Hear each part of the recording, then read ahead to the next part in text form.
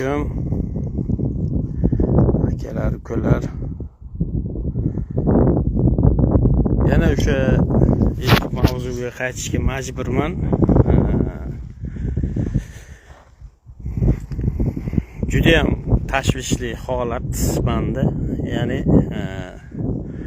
paxta ekadigan yerimiz bor edi. Paxta ekadigan yerimizni tuman hokimi rejasida ham turibdi bu. Endi o'sha yeri Minbuloqdagi bir guruh anaqalar o'zicha nima deydi? Juda qo'pollik bilan unda qilyapti. Yana qonun qo'liga topshiramiz deb unda qildim. Mana yeri 90 ga 1 ga qilib agar top tashlagan buni 3-4 kishiga sotib yuboribdi. Bu bo'yicha men prokuraturaga, prokurorga ham aytdim. Juda ham hayronman-da, bu odamlar qanaqangi odam. Yerni shular sotib yuboryapti. Juda ham hayron qolaman men bularga. Yo qonun yoki qonun himoyachilari bilan birga ular.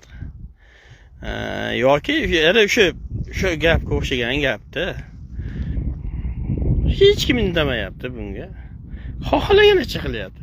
Juda ham hayron qolyapman. Haligi nima deydi? Maza qilyapti-da. Men hayron qolyapman bu holatga.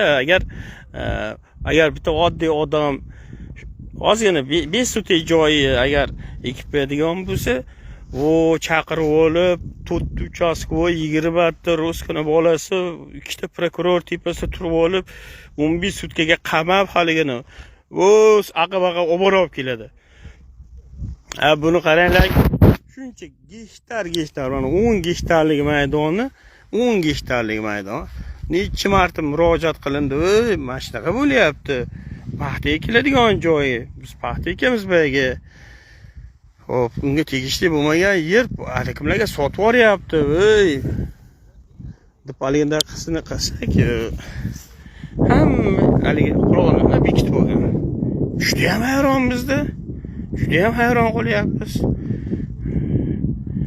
Yo, biz hukumatni tushunmayapmiz.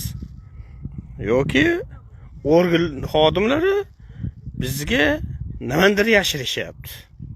Juda ham hayron qolyapmiz-da. Nima deysizlar do'stlar? Bu qanaqangi siyosat, bu qanaqangi banaqa? Kecha yo'q edi bu. Mana shu egatlar kecha yo'q edi. Mana kecha yo'q edi. Kechasi bilan biz endi uyimiz uzoqda, kechasi bilan bular ega topib qo'yibdi.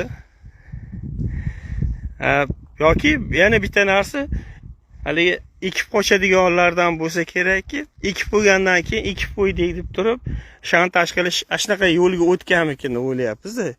Mana kunduz hech kim bo'lmaydi. Yo'q, kunduz hech kim bo'lmaydi-da. Kechasi bilan kelib turib, kechasi bilan bular andaq ketyapti-da. Biz rosti tushunmayapmiz-da. Nimaga bu holatlar bo'lyapti?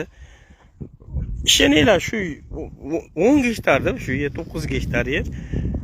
2 sotik yerga agar bitta narsa qilib qo'yadigan bo'lsa, prokuror, nachalnik bir narsa hammasi haligi ekib qo'ygan odamni olib kirib, oborib, отделga oborib 11 sutkaga tiqib, sud ham tayyor turadi, sud ham darrov hukm chiqarib, bir narsa qilib tashashadi. Nimaga bu odamlarga hech kim indamayapti? Ko'zini ko'r, quloqni kar qilib olgan. Juda ham hayronmiz biz. Hayron, juda ham hayron bo'ladigan, nima? Juda ham hayron bo'ladigan holatlar bo'lyapti.